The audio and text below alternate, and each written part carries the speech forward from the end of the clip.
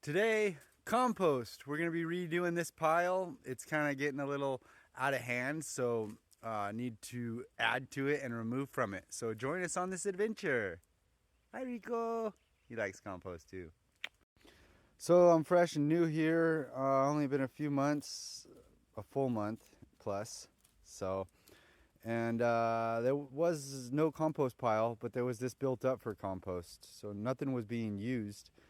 So that was just cardboard, and I started putting compost in it. But it's a little too wild, so we're gonna do some worm composting skills and things like that. So I cleaned out this old compost here and dumped it in the wheelbarrow. We're gonna utilize that in the garden. And then, yeah, I'm gonna take care of this, so stay tuned.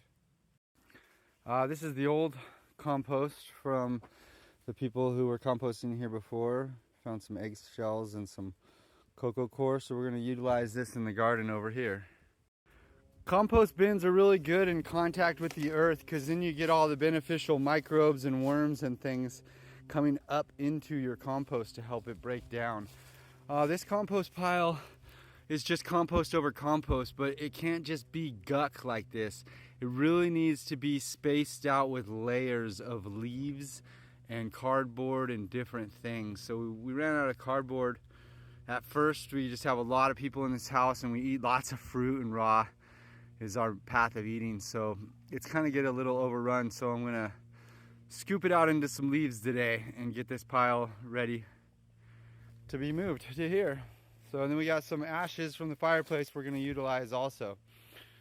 So I'll start off with wheelbarrow full of leaves in this hole. This is a very unique and simple way to build a composter. Somebody already did. They cut notches into a board and yeah, stacked them. It's a pretty neat way to do it. I've also done it with cinder blocks. This is done with chicken wire and posts. Found some leaves. Kind of cleaned up this rock edge. These oak trees, they drop a lot. So starting to clean up this rock edge. We're doing more work on that as it dries out. And yeah, what a beautiful day it is. Top of the mountains in the middle of the woods. Gotta layer your compost pile. Some dry leaves over the dirt and then some compost into it will help the worms grow up into it and be happy about it. All right, I wish you guys could smell this. It smells so rotten, man. Everything's rotting. Bugs and mold, and it's decomposing pretty nicely. What do you think, Rico? Yep, it's decomposing quite nicely. You can see the mold. It's breaking down, turning into good soil. A little bit of soil mixed in, a little bit of cardboard. I cleaned up this pile a little bit so that I can keep going. I'm going to put a layer of leaves on this now.